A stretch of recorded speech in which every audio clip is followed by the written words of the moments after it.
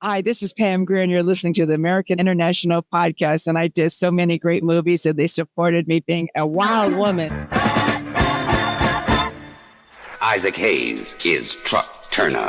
He's a skip tracer, the last of the bounty hunters, making a healthy living by making living unhealthy for cats who skip bail. You gonna bring him out, or do we have to go in and get him? For $50 blood money, you're his meat, cold meat.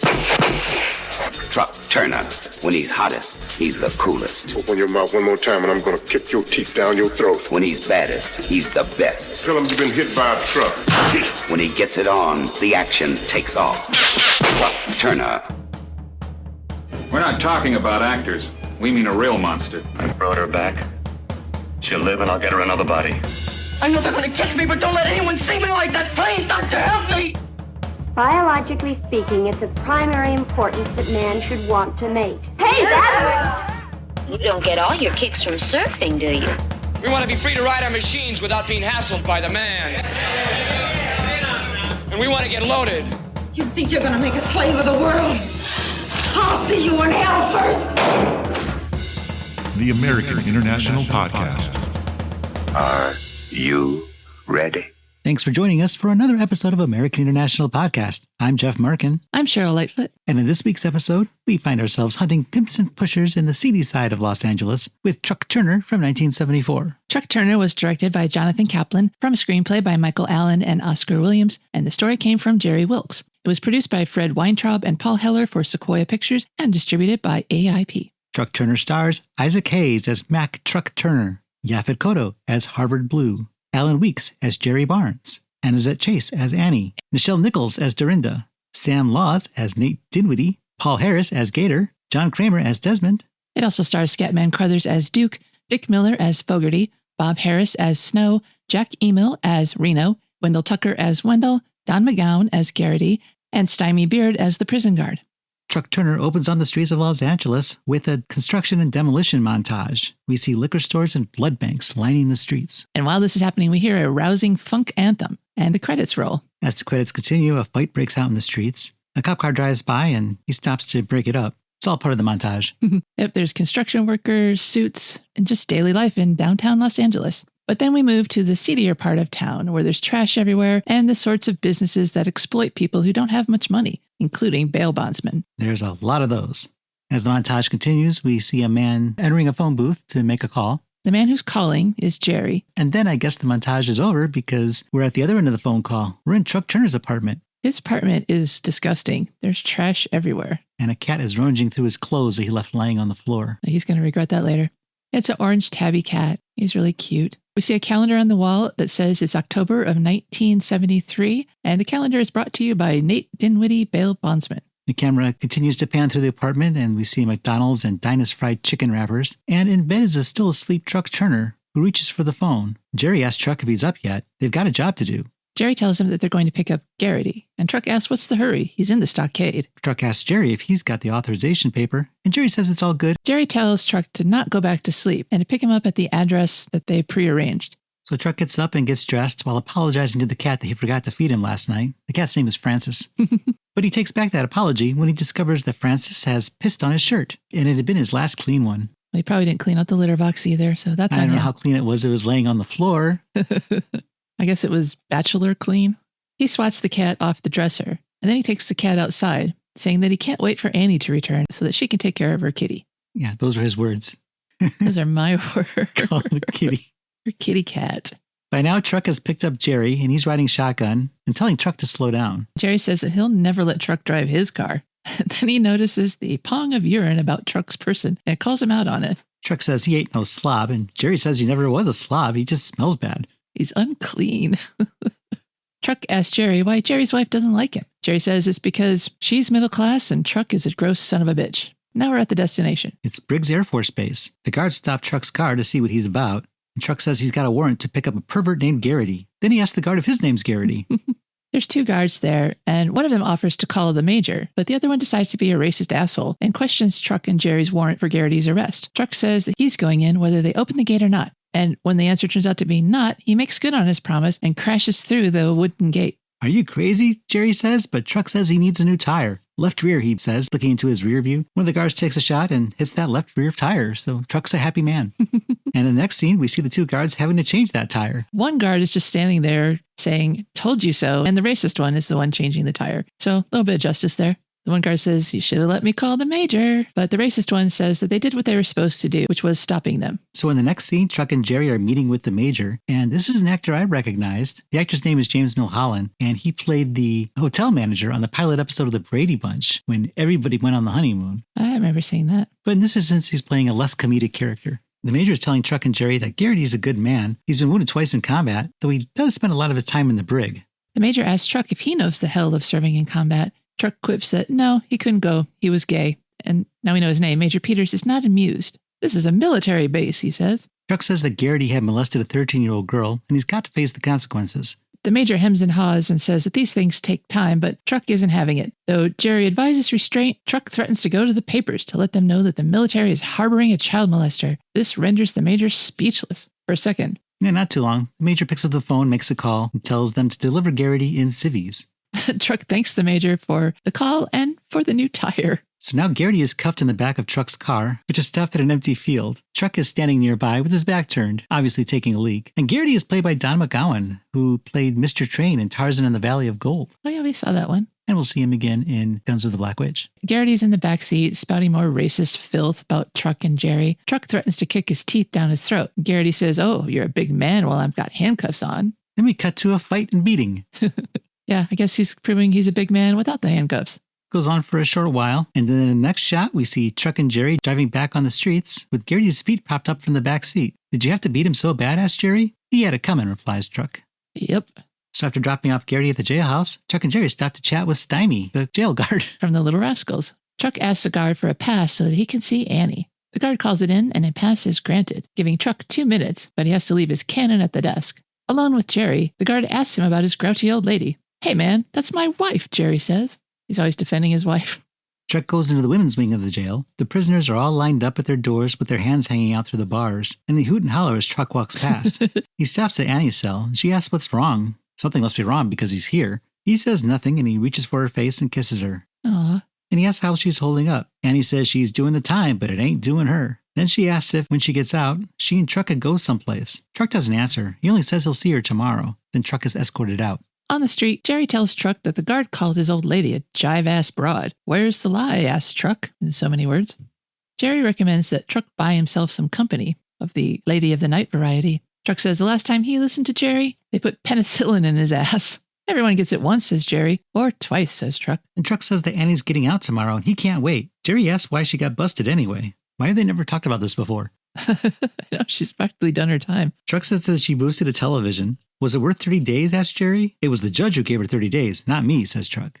And now we convene at Nate Dinwiddie bail bondsman's place, where a female customer is learning the reasons for cash bonds only. The woman is happily explaining that she was told that Nate Dinwiddie was the guy to go to for this situation, but her smile fades when Nate tells her it's a $1,000 bond, so she's going to have to put up $100 now. And then Truck and Jerry enter under a sign that says "The Door to Freedom." Meanwhile, Nate continues his transaction with the woman. He won't take a check. He asks how much she's got, and she has $75. So Nate asks if she has a credit card. She asks, does he take green stamps? Nate asks if Truck and Jerry are back. They say no, but then they go into the office. In the office, Truck pops open a Coors, and a guy is sitting there, and he recognizes Truck. "I seen you play," he says. Well, his picture's on the wall, too. "Truck Mack Turner." "Mack Truck Turner," Truck corrects him. "You got hurt, didn't you?" asks the man. "Mm-hmm," says Truck. The man starts reminiscing about seeing Truck play. Truck hands the man his beer as Nate and the woman come out from the back room. I think he gave it to him because he was a fan. The woman leaves, and Nate explains that her husband was arrested for drunk driving. "If I was married to that, I'd drink too," says the man, taking a swig of Coors. Mean. "Hey, didn't I take care of you already?" asks Nate before shooing the man out of the shop. And the drunk leaves with Truck's beer. Truck and Nate banter about Tahiti. Nate has always wanted to go, and he says he will one day. And then Jerry wants to get paid. Nate offers to write a check, but Truck doesn't take checks. Neither one of them do. They're both like, no. So Nate tells him to go see Fogarty. He has a job for Truck. Jerry isn't interested in anything Fogarty has for them. Truck says that he's going to take a vacation soon. Jerry gossips that Truck's booster gets out of the pokey tomorrow, and both Nate and Jerry agree that Truck's woman is a bad risk. She'll steal his drawers and sell them to her fence, but Truck defends his lady. He'll straighten her out, he says. Jerry says he's not saying that Truck should dump her. He should just cut her hands off so she can't steal anymore. So Jerry and Nate's intervention fails. Truck digs her, and she digs him. Then Nate says Truck should go see Fogarty. The job he's offering is worth $5. So now we're in the next scene, and this time Jerry's driving his wife's new car. Truck goads Jerry into seeing what the car can do, and Jerry succumbs to the peer pressure and starts speeding, and of course he gets pulled over after he blows through a stop sign. The cop takes a look at Jerry's license and says, "Damn, this is an ugly picture." Truck laughs, and the cop looks at him and says, "Hey, what you laughing at?" Should be happy that his joke got laughed at. Then the cop returns to his call in the ID. Truck says that Jerry's got a nice ride, but he should really drive more carefully. I love the banter between these two. It's so believable that they're friends. And now we're in court where Fogarty, played by Dick Miller, here pretty in pink, argues with the clerk of courts about a client who stepped out on his bond and who's going to cost Fogarty a bundle. I also want to mention the judge in the background who doesn't really have any lines. This is Fred Weintraub, the producer of the film, and this is his only acting credit. Well, he does have one line where he tells Fogarty to shut it. He's disrupting the court. When Fogarty sees Truck and Jerry enter, he grabs his briefcase and goes over to them. He hands Truck a file, saying he's going to like this one. He wants him to go after Richard Leroy Gator Johnson. Last known address was a vacant lot. He was arrested for pimping and bail was set at $30,000. He skipped yesterday, so that's $250 each for Truck and Jerry. He says it should be easy, but they're the only ones that can catch him. By now, Truck has read his file and doesn't like what he sees. Gator has 2 priors, so he ups the rate to $800, split between the two of them. He says one of the priors was pimping. Jerry asks about the other. Fogarty won't say and confesses that they can have $400 each, no problem. But Jerry wants to know what that other prior was. Truck tells him that Gator poured gasoline on a college girl's hair and lit it on fire. That's assault with intent. And then when the girl's father went looking for Gator, he busted his head with a lead pipe and carved his initials on his face. Jerry looks horrified and says, 1,000. "No," says Fogarty. "Bye," says Jerry. And he and Truck leave. "Turner, I ain't giving you 1,000, Fogarty calls out after them. So Truck and Jerry exit the courthouse, and Truck starts counting down from 10. He doesn't even get to 5 before Fogarty comes out after them. "Forget it," says Jerry. Truck asks Fogarty to tell him the truth. No one else would go after Gator, would they? "No," confesses Fogarty. 1,000, says Truck. "Each," adds Jerry. Fogarty starts to protest, but Truck tells him how it is. Fogarty needs someone to bring in Gator. Nobody else will do it, so it's $2,000 or face the financial consequences of having a client skip bail. Yeah, his insurance company is going to kiss him off if he doesn't get this guy back alive. Fogarty screams in outrage. "Turner!" So Fogarty caves and hands him the file. Jerry tells Fogarty to go play a round of golf. He's got nothing to worry about with Truck and Jerry on the case. Fogarty still looks a little worried, though.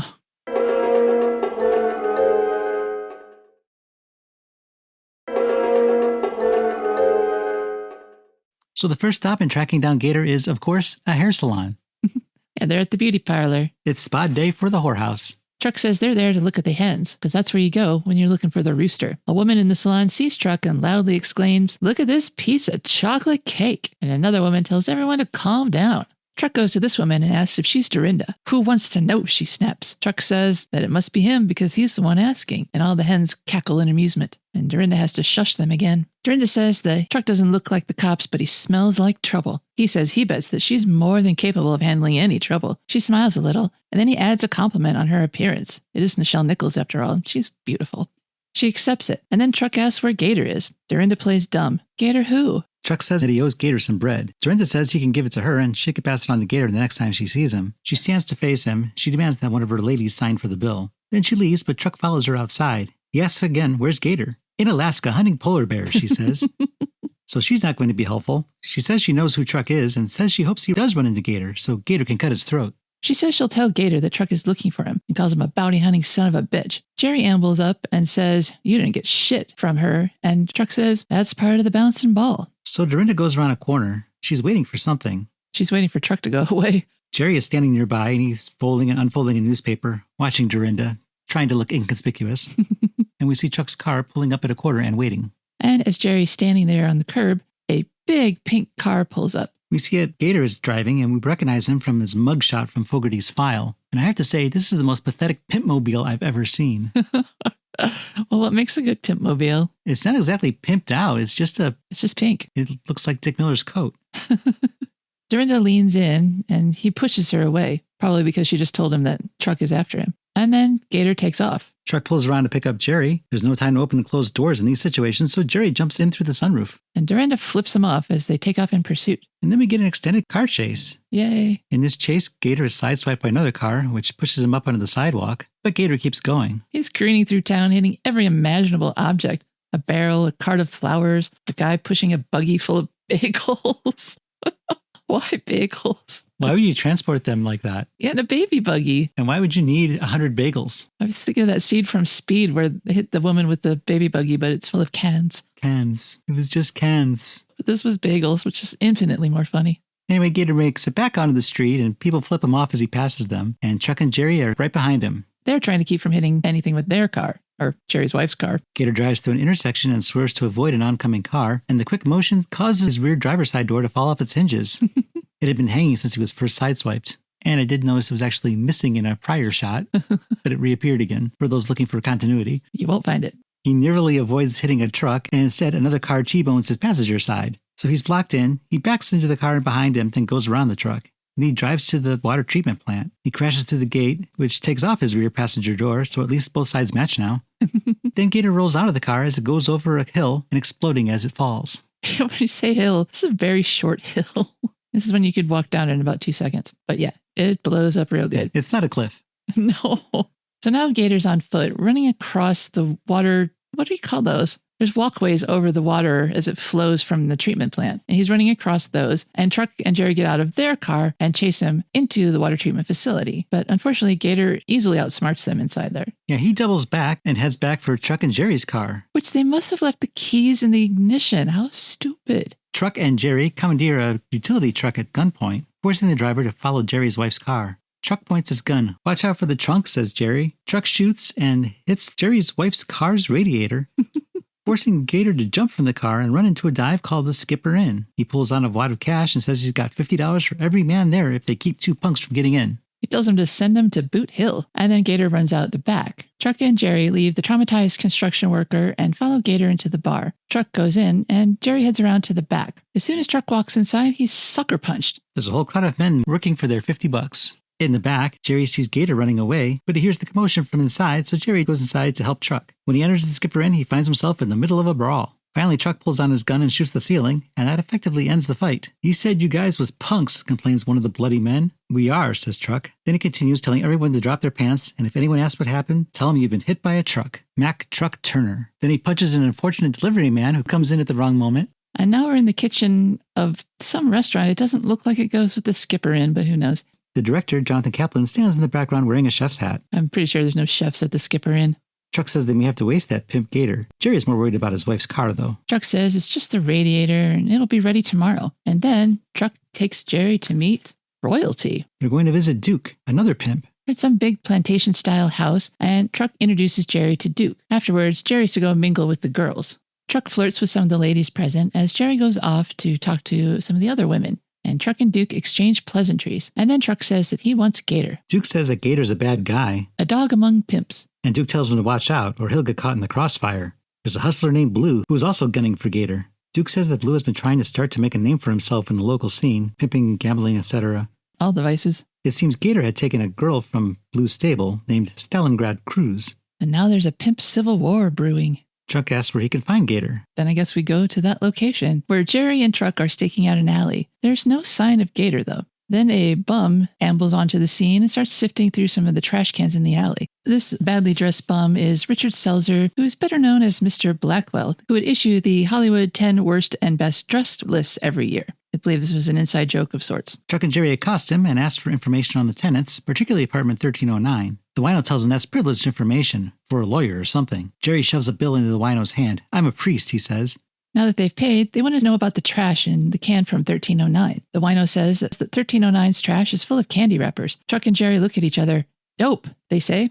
Then they have to pay up a little bit more for the address of the local druggist. I'm assuming they aren't literal candy wrappers. Next we see Truck and Jerry knocking on a door. When asked who it is, Truck says it's Gator. Then they jump the guy who answers the door. They have to dangle him out the window to get Gator's address. But once they have it, they are off with the poor dealer in tow. They stop outside a payphone booth and set up the plan. Truck and the dealer go in the booth as Jerry heads up to the house to bust in and scoop him up, I guess. I don't know, this plan didn't make a lot of sense to me. And then Truck coaches the dealer on what to say to Gator. Then he makes the call. He's calling Stalingrad's house, so she's the one who answers the phone. Gator's busy cutting lines of coke on the end table. She tells Gator it's for him, and he wonders why anyone would be calling him there. He picks up the phone, and as instructed, the dealer tells him he's got some dynamite stuff for him. Gator wants to know why he's calling him here. The dealer doesn't answer directly, and Gator asks if anyone is there with him. The dealer again doesn't answer directly, and Gator says he's going to slit his throat. How much time has he got? The dealer says it's worse than that. Then Truck grabs the receiver and hangs it up. Truck exits the phone booth so that he can go help, and the dealer asks, what about me? Truck says, what about you? He pushes the dealer through the back of the phone booth's glass enclosure. There's broken glass everywhere. Then Truck goes up to the house to join Jerry. On the way, he passes a guy carrying a large water jug. Seeing Truck's gun, the man screams and drops his jug, and there's broken glass everywhere. More broken glass. Truck does tell him to call the cops, but he doesn't explain why. Speaking of broken glass, up at the house, Gator busts out a window and starts shooting, and Jerry returns fire from his position. Truck creeps around to the back of the house and in through the back door. Stalingrad sees him and screams, and Gator bolts out of the house, still shooting. Truck hops onto the roof of the house. With this positioning, they effectively corner Gator. Gator tells them he's got money and they can have it. He reaches to his back pocket and pulls out a gun, so Truck has no choice but to shoot him. Gator falls to the ground. Truck asks Jerry if he's hurt. Nah, I'm indestructible, he replies, picking up the cash that is showered onto the lawn during the fight. Looks like we're getting a bonus. Truck agrees, but as he's getting down from the roof, Stalingrad, wearing only panties and a light cover-up, comes flying out of the house, boobs flopping in all directions, and she plunges a scissors into Jerry's shoulder. She looks more surprised than he does when she does this. Truck runs over and punches out Stalingrad. Bitch, he says. And then they cast one last lingering look on Gator's body. Mission completed. It's time to visit Fogarty. They want their money. Fogarty's mad that they didn't bring their Corey in alive, but what can you do? This guy was dangerous. Then Fogarty says, okay, I'll write a check. But Truck doesn't accept checks. And Jerry got stabbed on this job. So Fogarty pulls out a wad of cash. Plus $100. Each, says Jerry. What for, Fogarty asks. Medical expenses, says Truck, as they grab the money from Fogarty's hand, leaving him with a single torn bill. They leave him fuming on the sidewalk.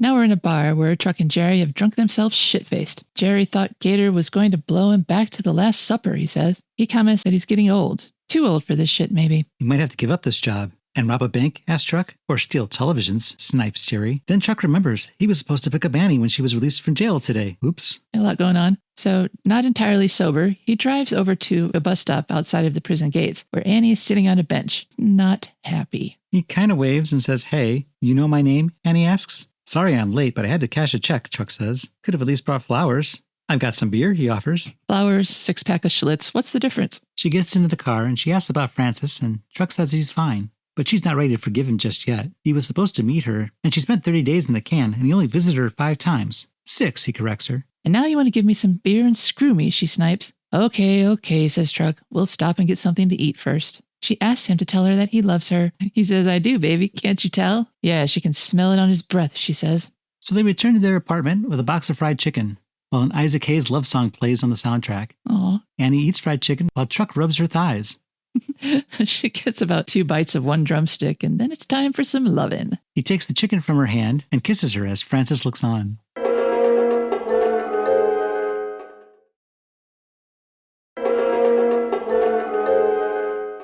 And now we're at a funeral for a pimp. Gator is laid to rest with a gaggle of lesser pimps, prostitutes, and of course Dorinda in attendance. There's a really weird funeral ritual here. You want to describe it? Well, as the pimps line up, they sprinkle cocaine over Gator's body. A little something for the afterlife, I guess. Oh, you don't want to do too much. That's a lot of money. We see Dorinda is there, and she's looking distraught. A car pulls up, and Yaphet Kotto steps out from the back. He is dressed so fancy. He's wearing a white suit and holding a cane. And it's like a fur coat in Los Angeles, and I guess it was November or so when they were shooting this, but still, it seems pretty warm for this kind of getup. He walks up to the casket as Dorinda glares at him. Blue spits on Gator's body, then gets back into his car to be driven away. Dorinda is infuriated, but she manages to keep her dignity. That is, until she gets back to her estate and totally loses it. I think of this as Dorinda's house of 1,000 dolls. She's reprimanding one of her girls for telling her that there's no way that she can hold this business together without Gator, and 2 of the girls have already jumped ship. So Dorinda calls a staff meeting, in which she tells them they're not allowed to leave, and if she ever sees the 2 that did leave, she'll kill them. She'll slit their throats. Then she smiles. We're a family. Then she yells at them to get out to the party and start shaking their tail feathers. And there's a big portrait on the wall of Gator smiling. Yeah, it's enormous. She yells at them to get out there, and then she goes out to her patio party to mingle with the pimps and pushers in attendance. There's a guy named Snow who has some snow for her. Another one called Desmond who offers to buy her stable and give her a percentage. Blue is there too, wondering why she called them all here. And they all join her at a table so she can get down to business. So the pimps all sit and ask the price. Brenda says she wants a bucket of blood. What she wants is for them to off Truck Turner for killing Gator. The pimps agreed that it would be the respectful thing to do, seeing as Gator was a friend to each of them, though I'm not sure Blue held that same sentiment. From the looks of the pimps at the table, no one is much inclined to help her. They say they're not in the business of murder, and Truck Turner is known to be a really tough guy. Dorinda calls them all rabbits. Then Dorinda is going to show them what they'll be getting a piece of in return. She introduces each of her girls, along with their stats. She's revealing their income from the last fiscal year and tries to use their net worth as leverage for the hit. Whoever kills Truck gets 1/2 of their earnings, and she'll still run the business. Reno agrees to her terms. Desmond reiterates his neutrality, and Snow says that she's pissing standing up and a lot of people are going to get hurt. But Dorinda knows this. Blue tells everyone goodbye. He feels that he will not see many of them ever again. He tells Dorinda that she's going to need an act of Congress and the U.S. Army to get Truck off her ass. Blue takes Dorinda aside and tells her not to expect too much from them. They're pimps, not sheriffs. They're not equipped to take on someone like Truck Turner. And Dorinda's making such a stink about it that Truck Turner is going to have no choice but to go after her. And then he leaves Dorinda looking unsatisfied. And now Truck and Annie are walking through town. It might be Pershing Park. Truck suggests that Annie gets a job as an alternative to stealing, but she's not into that idea. He's the man. He should be pulling in the bread. She wonders why he loves her. Who says I do, he says, and then he chases her around the park playfully. These two are kind of adorable together. Later, Truck and Annie come around the corner carrying bags of groceries. Reno, the pimp who agreed to Dorinda's deal, is nearby with another man. They're both dressed as construction workers. That's him, says Reno. Wait, that's Truck Turner, says the other guy. That's him, Reno says. But the other guy's out of there. Yep, he's leaving Reno to fight alone. Reno gets into position and shoots Truck's groceries as Annie runs for cover. Right in the milk. The milk spills out of the bag. Truck drops it, grabs his gun, and shoots back. And then they have a brief shootout in the parking lot. Minutes later, Reno is dead. Truck and Annie go back to their apartment. They open the door, and Annie wants to know who those guys were and why they were shooting at them. Annie looks inside and sees Blue sitting in their living room holding her cat. He looks like a flashier version of Blofeld. Truck pulls Annie behind him and pulls on his gun. Then he tells Annie to shut the door behind her. Truck tells Blue to put the cat down, gently. Blue does this, then stands and tells Truck that he may want to take a vacation for the next 90 years because the sky is about to open up over his head. Truck pulls the hammer back on his gun and gives Blue 10 seconds to get out. Blue saunters out with 2 seconds to spare. Now Blue is meeting with Desmond, the eye patch-wearing pimp. Blue says that Dorinda has this well thought out. The man who kills Truck Turner will easily be able to hold off the other pimps from trying to take over her stable. They discuss the matter and decide that they're going to bring in the insurance company, a group of hitmen, to handle this for them. Yep, they're making a side deal. Blue will take care of Dorinda, and Desmond can manage the business. Neither one of them wants to end up like Reno, but Blue tells him not to worry. The hitmen they hire will do the job for $10K each, so Desmond is in. Now we're with Truck and Annie, and they're in bed. They're sleeping in, but Annie wakes and asks Truck what he wants for breakfast. He wants her, he says, but so does Francis. He jumps on the bed, interrupting anything romantic that may have happened. So Truck takes Francis out on the fire escape to be fed. When Truck goes out, there's a man on the fire escape above him. As Truck pours some milk into a bowl, a shot comes from above and shoots the bowl, right in the milk. The milk doesn't catch a break in this movie. Anything glass. Truck races up the stairs to chase the guy who shot at him. It's Fontana, another pimp. Fontana and Truck have a shootout on the roof. Truck wins. He turns to head back downstairs, but another guy pops out from the stairwell and cocks his gun. Truck spins around and shoots him too, sending him headfirst down the stairs. Yeah, this is Toro. Not that it matters anymore. He tumbles back down the stairs. And now we're at Dorinda's place. Snow, the pusher, tells Dorinda that the streets are red with players' blood, and Turner doesn't even have a scratch. One of the girls yells, "He's here." Snow says there's a better way to do this, but he's not going to be part of it. The he in question is Blue, who arrives and tussles with Snow for a bit. Blue chases off Snow and has come to give Dorinda the same message that Snow did, that if Truck Turner finds out she's the one who called the hit, he'll be after her too. Blue thinks that Dorinda better be a man or get a man. If Truck Turner comes after her, he won't settle for some trim. He tells her that she's over 30 now, and Dorinda bristles, so she's too old to whore herself out if she loses Gator's empire. What I think his deal is that he'll kill Truck Turner for 1/2 of Gator's share of his empire. This would be a buyout for her, so she'll have a nice pension, and she won't have to be in the business anymore. And that's 25%. And as I understood it, before she was offering 50%, so I don't understand why this is supposed to be a better deal. No, I don't know either. But it doesn't matter because she doesn't want to be bought out. She just wants Truck Turner dead. Blue reiterates his 25% and that he has the insurance company waiting for him at the airport, so he needs an answer now, yes or no. It must have been yes because now we see Blue picking up the insurance company and he introduces each of them, Panama, Joe Dante, and the Candyman. Joe Dante. That's hilarious. It's not Joe Dante. They just use his name. Yet Blue has his own staff of Wendell and some little guy who's his driver. Wendell's his right-hand man. The insurance agents are anxious to get this job done so they can collect their pay and do some touristy stuff. Now we're at Nate Dinwiddie, the bail bondsman's office. He's ending a phone call when Blue comes in with the insurance company. Blue tells Nate that he's in the insurance business, and Truck Turner's death has just been insured, and he wants Nate to call him to collect on his premium. Now we're in Truck and Annie's apartment. It's nighttime, and they're in bed asleep. And the phone rings. She tells him not to answer it. He answers it anyway. Nate, who has been pretty well worked over, says at gunpoint that he's got a job for him and to come on down. Truck says he's tired and drunk, but Nate says he's in trouble and begs for Truck to come see him. Nate tries to say don't come down, but they pull the phone away before he can get it out.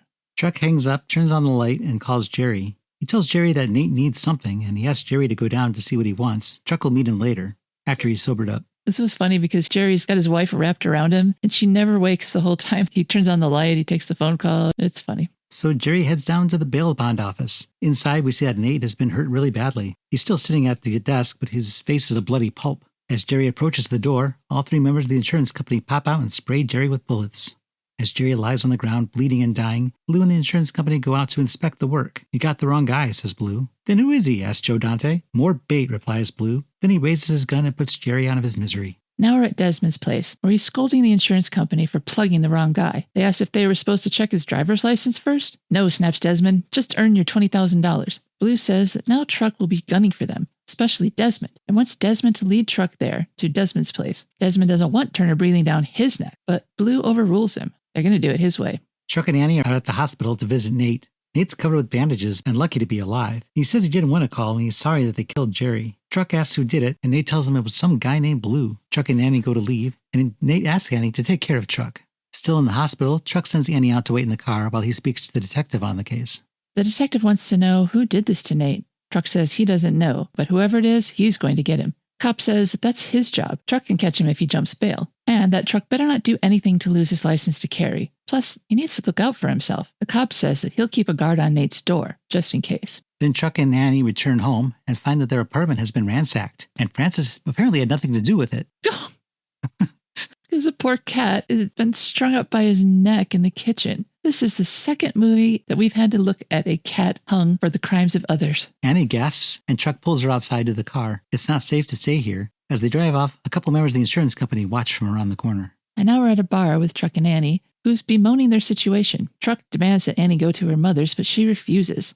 Truck looks out the bar window and spots one of the hitmen outside. And then he has a bright idea. He and Annie should go do some shopping. So they go to a discount store, and Truck grabs a handful of dresses, hands them to Annie, and sends her to the dressing room. The sales lady side-eyes Truck as he grabs a couple of knickknacks when she's not looking. Annie comes back out wearing one of the dresses, saying it's the only one he gave her that fits. Truck tells her to wear it out while stuffing the knickknacks into her purse. Annie protests that she can't wear it now, it's an evening dress, but Truck pushes her toward the door, saying he'll take care of it. Then he goes to the sales lady and asks for the security guard. She points him out, and Truck goes over to him and reports Annie as a shoplifter. The guard runs out after Annie, and she's pinched. But now she's going to be safe for the next 30 days. As she's being pushed into a cop car, the hitmen following her drive away. Then Truck goes out to Desmond's estate and forces his way into the back where Desmond is sitting by the pool. Truck says he wants to talk to Desmond's partner, Blue. "I don't have a partner named Blue," says Desmond. We see several of Desmond's men taking a position to take out Truck. To get his point across, Truck breaks an expensive piece of art on the patio. But when that doesn't work, Truck threatens one of Desmond's whores, putting a gun to her head. Desmond relents and gives Truck the address of Blue's place,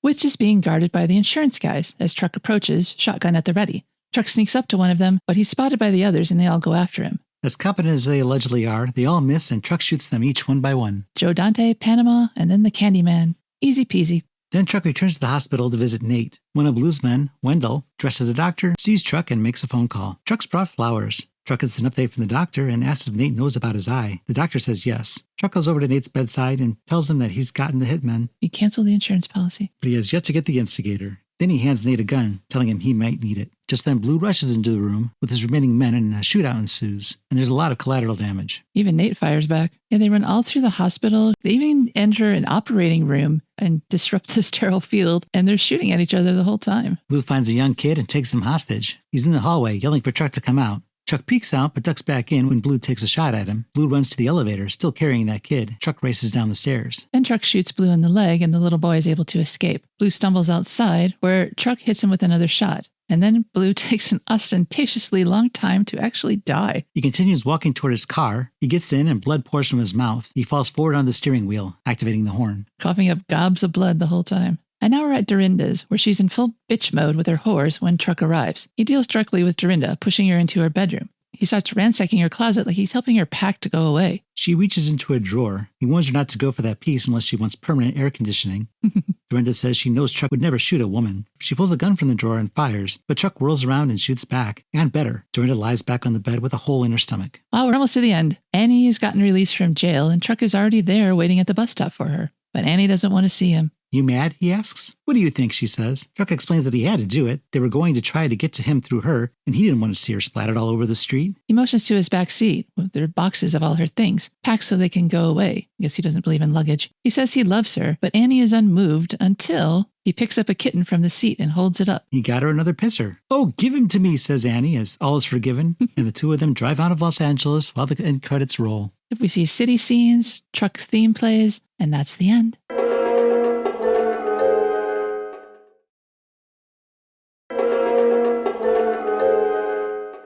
You're listening to the American International Podcast, and we're discussing Truck Turner from 1974.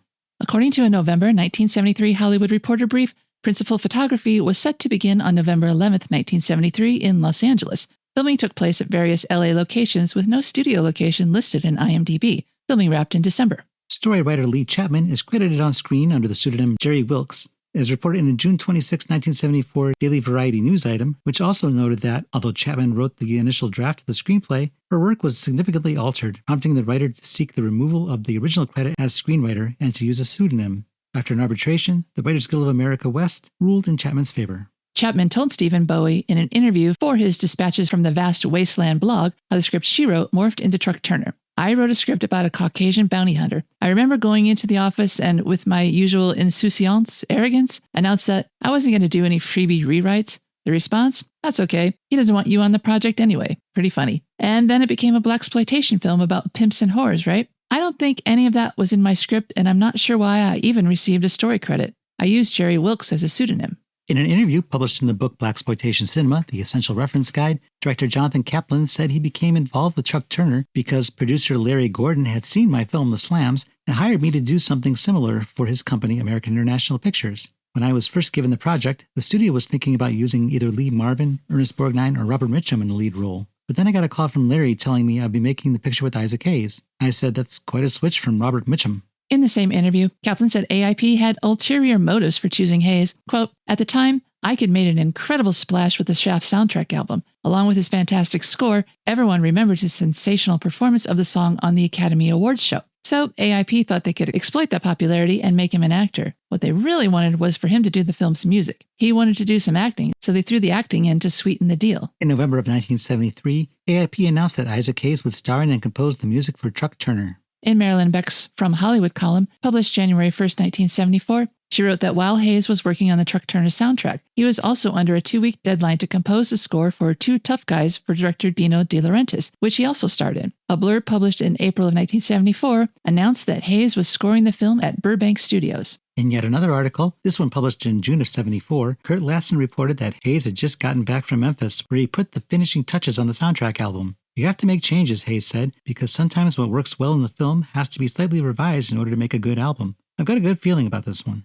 In late December of 1973, the casting of Allin Weeks, Yaphet Kotto, Dick Miller, Nichelle Nichols, Annazette Chase, Matthew Stymie Beard, Don McGowan, and Wendell Tucker was announced. Tucker was the wide receiver for the Miami Dolphins, according to the article I read. Cinematographer Charles F. Wheeler was mentioned in the LA Times movie call sheet column as celebrating his 20th year behind the camera during the filming of Truck Turner. Also, a syndicated story published December 17, 1973, noted that Nicole Scott, one of the few, if not the only females working as a location manager in the motion picture business, was signed for American International's Truck Turner. In a syndicated column published on January 1st, 1974, Bob Thomas asked Hayes about black action films, which were declining in popularity at the time. Hayes said, quote, I agree that the so-called black film has lost favor with black audiences. Most people realize what they were, rip-offs, but I've got nothing against action films, as long as they're entertaining. At least they give the black actor a chance to express himself. Once he gets some recognition, then he can branch out into other kinds of films. According to the book Blaxploitation Cinema, Kaplan said that during the infamous scene where Nichelle Nichols as Dorinda berates a group of pimps on her patio, which author Josiah Howard called, without a doubt, Blaxploitation's most consistently vulgar and profane segment, that he and the cast and crew all laughed our asses off while we made that film. especially that scene. We literally sat there and said, how many motherfuckers can we get in this scene? We were just cracking up. It was like, who holds the record for the most motherfuckers?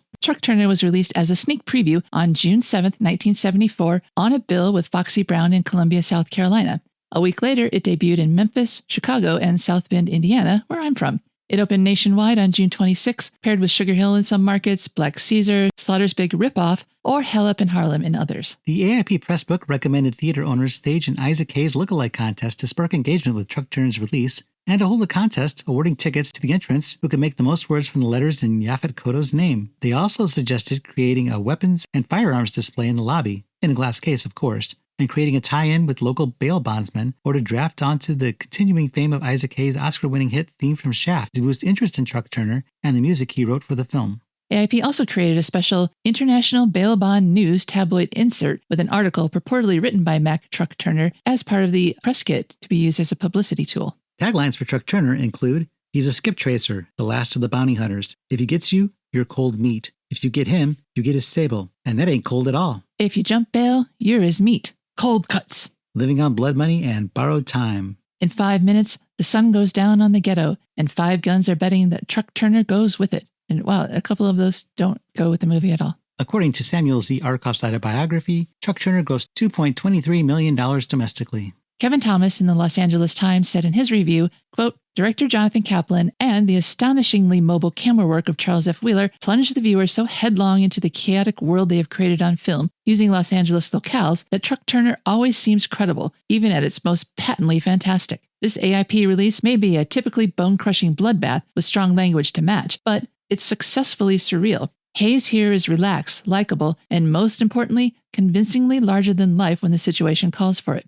It would not be surprising in the least if there's a return of Truck Turner. The Sacramento Union's review headline called Truck Turner a truckload of gutter violence, with the article saying, it's blood and guts all the way in Truck Turner, one of the most violent films released so far this year. The climax occurs in a real hospital, with Truck hot on the chase of the supervillain played by Yaphet Kotto. Kotto is such a good actor that it's sort of startling to see him playing the stereotyped pimp.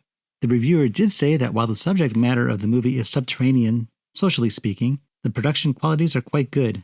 Much better than we have come to expect of a flick released by American International Pictures. Dick Banks of the Charlotte Observer echoed Hayes' recent interview where he called blaxploitation movies ripoffs, saying, quote, that nicely sums up this kind of unbelievable bloody action flick. It makes almost no honest statements about people dealing in fantasies about a booming-voiced, fearless stud whose job as a skip tracer entitles him to carry a gun. But within this category, Truck Turner is definitely enjoyable. Hayes typifies the indomitable black man, rising above the ghetto, capable of more than holding his own against any odds. Ann Gorino, in the New York Daily News, wrote, cheap black exploitation films proliferating without much improvement. The action remains on sex and violence, pimps and prostitutes. Truck Turner follows this formula with tedious results, except, perhaps, for those hooked on this kind of film. The only thing that can be said for the film is that it supplied a lot of black actors with jobs. Francis Taylor in the Jersey Journal called Truck Turner, quote, an action movie so full of gore, gutter language, and brothel scenes that it goes beyond what's excusable. The story is not, like earlier black movies, one that needs telling.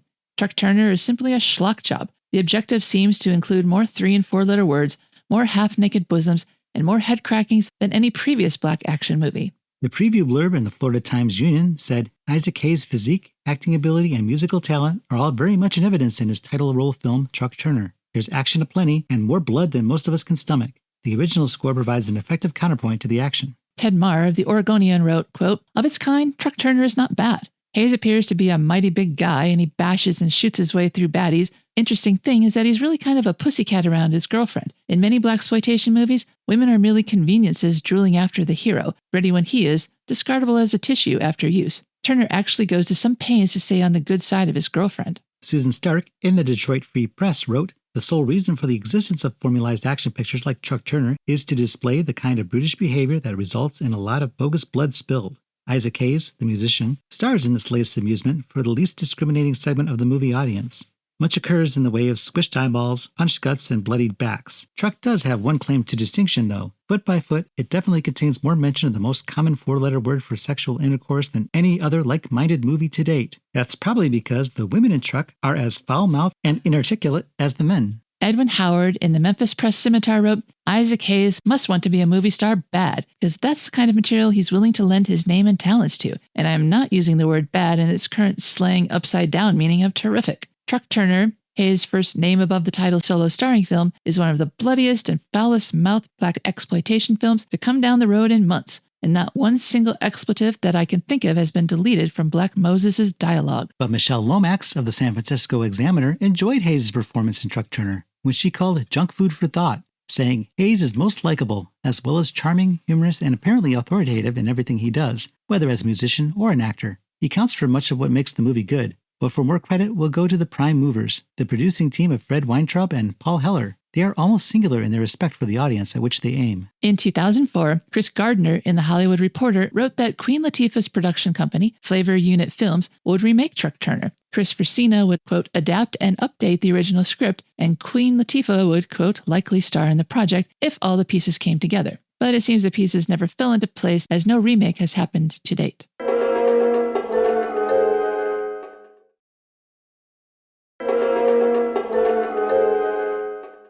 Well, Cheryl, we've been talking about Truck Turner, and that film, coming out in 1974, came out right in the middle of the blaxploitation cycle of the 70s. So how do you think it fares against some of the others? Well, it's funny because from some of the articles that we quoted, it seemed to be coming in at the end of the blaxploitation cycle. I don't know that that's true, but that's what they were writing at the time. But I think this stands up pretty well with them. I was actually surprised to read a lot of the negative reviews, but I figured it might just be, uptight, older white people not getting it, that the movie is supposed to be kind of fun. This was one of the better ones that we've watched so far. I agree. I think that Truck Turner is everything that Jim Brown Slaughter thought he was. The attitude that Jim Brown's character had just never really seemed to push through the film, where Truck Turner is more modest, but he's a pretty badass guy and you believe it. Yeah, he doesn't just talk the talk, he walks the walk, and he is that guy. But yeah, he's very unassuming and he's not some superhero. He's just a guy, but he's a good guy. And he's good at what he does. And he's a good shot. And I think that Isaac Hayes is a better than fair actor. I think he does a really good job here. And it looks like he's having a great time. I think above and beyond him being a good actor, I think he is too. I think that he's just a really likable guy. Now, I read a lot of interviews in some of these old newspaper articles where he's just talking to various people about his music career and his nascent acting career. And everyone just seems to love him. I couldn't quote everything because we're already making a really long episode here, but I got the impression that people adore him. And that kind of comes across in this movie. He's very likable, even when he's playing not one of your more upstanding citizens. He's not a pillar of society here. He's still a guy with a gun who shoots bad guys. He's not a criminal. He's not a crook in any way. But what he's doing is kind of leaving bodies all over the city. And yet he's our hero and he's earning it. We can assume he's calling them in, but we don't see that. Well, the detectives aren't mad at him, so he must be on their good side. I think it's really Isaac Hayes in this movie that makes it as fun as it is, because he's just having a ball and he's smiling the whole time. You could tell, even if his character isn't, there's a smile in his eyes and he's just loving what he's doing. Well, I think someone else who's having fun, and you might not notice it because she doesn't seem happy, is Nichelle Nichols. She is playing so far against her Uhura type here, where she is the nastiest, meanest, most unpleasant lady pimp. I think she's having a good time here too. The scene where she has to cuss out all these pimps and, like they said, setting the record for the most motherfuckers in any movie. I think she's having a good time there. At first, when I watched her in this role, it was very jarring to me because I grew up with Star Trek and her as Uhura and kind of looking up to her. And I got to meet her at a convention and tell her that she was like my hero, because I went into communications and saw women doing that. And she was one of those women. And I was like, yeah, this is a job that women can do. And so it kind of led me into my career in part. And her being that upstanding, good person on Star Trek, and then coming here and being such a nasty lady pimp was so disconcerting to me. But then the second time around, I was really into it because you can tell she's having fun and she's just enjoying the heck out of this. Yeah, I think particularly in the scene where she's introducing her stable, I guess a lot of that was improvised or written on the spot by the community of people there. So, and I think that she seems to be having a lot of fun playing the part, yeah. But who doesn't seem to be having fun is Yaphet Kotto.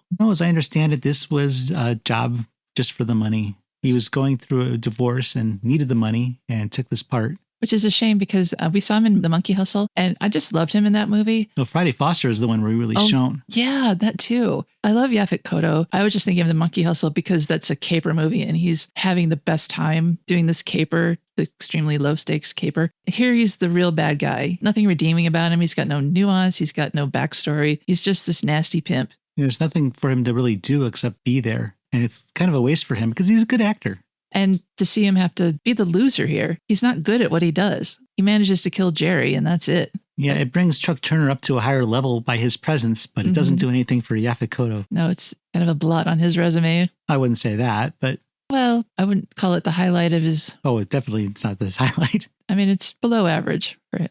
And this movie, I think, looks different than a lot of the other movies that we've seen in the genre. Some of the camera angles that are used. A lot of them you could tell are just, okay, this shot's for the trailer. But there's all these shots of Truck pointing his gun and it's low and looking up at him. So he looks formidable. Very imposing. And it's an unusual shot. I don't remember seeing that ever anywhere else, but it shows up a couple of times here. So they knew what they were doing. Another thing is the locations. There's no studio. They're in a real hospital when they do that hospital shootout, according to one of the reviews. And just on the streets, everything looks so gritty and real. They're not in a studio apartment. They're in a real apartment with real fire escapes and up to the roof. Yeah, the parts of Los Angeles where I've never been. And probably never will be. But who knows? They've probably been gentrified by now. But yeah, you feel like you're really in this time and place. It's not artificial at all. And one more cool thing about this movie is that it was the last AIP appearance of Dick Miller. And he was pretty much brought in because Jonathan Kaplan was a New World Pictures guy. And that's how one of the hitmen came to be named Joe Dante. Yeah. And this is the only AIP appearance of Dick Miller's infamous pink jacket. But of course, it's been in other movies. But not for AIP. Yeah, we love Dick Miller here. He's one of our favorite actors. Yeah, it's always fun to see him show up. So this didn't seem like it was that violent to me. I mean, it had about the amount of violence I expected. And it didn't seem super bloody, but that's because I never count the blood that looks like red poster paint as actual blood. And they use that a lot here. Yeah, there is a lot of blood in this. And Jerry gets stabbed in the back and everybody keeps getting shot in the stomach. But it's not as gory as other movies, I don't think. I don't know if it looks more real because I've never seen anybody get shot. No, me neither. But it's definitely not the gory mess that some movies make it out to be. No, and there's a lot of hand-to-hand fighting too. People get their faces beat to a pulp. And so I guess it does feel violent, but I think I'm just so immune to it by now. But Jerry getting killed, that was really bad. I felt bad for him. Yeah, Gator had a funeral, but Jerry never did. Not that we saw. They were too busy. Well, I'm sure Jerry's wife arranged something. They were actually in love. And that was another thing. One of the reviewers mentioned that Truck and Annie's relationship was really tender and sweet. And even Jerry and his wife were in love with each other. And it's just nice to see a movie really humanizing their leads, where their relationships are real and realistic. And even the end of the movie does that. I had read that, or I had heard somewhere that Jonathan Kaplan had the movie ending when Annie gets in the car. And AIP ended the whole extended scene where they're driving away. They ended it or added it? Added it at the end. He ended it early and didn't want them driving off somewhere else. He wanted the movie to just end. And AIP had them driving off probably out of Los Angeles to a new life together. Yeah, I don't think they're taking all those boxes on an airplane for a vacation. So that actually adds a little to the relationship too, if subliminally, that Chuck's giving up his life and gonna start a new life together in a better place. Yeah, well, they figure that Nate probably survived the hospital shootout. I believe he did. And by that point, he's probably ready to get out of Los Angeles and go to the islands, as he'd always wanted. And then really Truck has no reason to hang around. There's probably enough people there who still want him dead that he didn't manage to kill the first time around. So I guess Jonathan Kaplan didn't really appreciate what AIP did to his ending, but I think this is a case where they didn't necessarily hurt the film. They're known for that, though. So Cheryl, you want to give Truck Turner a rating using your AIP scale, where A is awesome, I is intermediate, and P is pathetic? This is an easy one because I was enjoying myself through each watch, the first watch, and then the second watch where we slow it down and take notes. I still found this so enjoyable. And like I said, a lot of that falls on Isaac Hayes being the most likable guy in a role that could have been, if not unlikable, then just neutral. He just brings something to this role that elevates the whole movie. I can't give it anything but an A. I love blaxploitation movies for the most part. Some of them are a little tougher to swallow. I remember Bucktown, where the main character was such an asshole and we didn't like him. You gotta love Truck Turner. You gotta love Isaac Hayes. And I just love this movie. I'd happily watch it again. So A for me. What do you think? Well, I agree. A lot of these films, there are going to be parts that drag. I don't think Truck Turner ever drags. This one just keeps moving and moving in a good direction. It's fun to watch Isaac Hayes do his thing. He certainly seems to be having fun. There's no real mystery to be found here. We're just watching Truck catch up to his guys and get the better of them. And I don't have a problem with that. I think it's well executed, and I'm going to give this one an A as well. I guess if I had one critique is that I don't want to see another cat hung by its neck for the rest of my life. Because they did it in Jennifer, and now they did it in Truck Turner. And I love cats, and I don't need to see that ever again. Oh, you haven't watched The 9 Lives of Fritz the Cat yet. That might be one of them. We did see Fritz the cat, though. Fritz got blown up, but he didn't die. You don't need a bounty hunter to find the American International Podcast online. I'll tell you where to go. It's AIPpod.com. There you'll find our entire library of episodes to listen to and download. There's a contact form where you can message us directly without any extrajudicial assistance. Tell us which movie you are most looking forward to us reviewing. Make a comment on something we've said or help us in our quest to track down some AIP movies missing from our library. We have a list on the site. While you're there, you can indulge in your love of all things AIP as we are building a database of the entire American International Pictures catalog little by little. We also have lobby cards, posters, trailers, and other advertising materials on display, and you can see where to watch these films before you listen to our podcast episodes. While you're on our site, consider going to our store, as a purchase of one of our fine items helps keep the podcast rolling every week. And once again, that's AIPpod.com. And that about does it for Truck Turner, and with it this week's episode of American International Podcast. Join us again next week when we explore another film from the AIP vaults. This has been Jeff Markin. And Cheryl Lightfoot. And we'll meet you at the drive-in. Follow the American International Podcast on Instagram and Letterboxd at AIP_pod and on Facebook at facebook.com/American International Podcast. The American International Podcast is produced and edited by Jeff Markin. A man whose mind is distorted by hatred. And Cheryl Lightfoot. A girl hungry for too many things.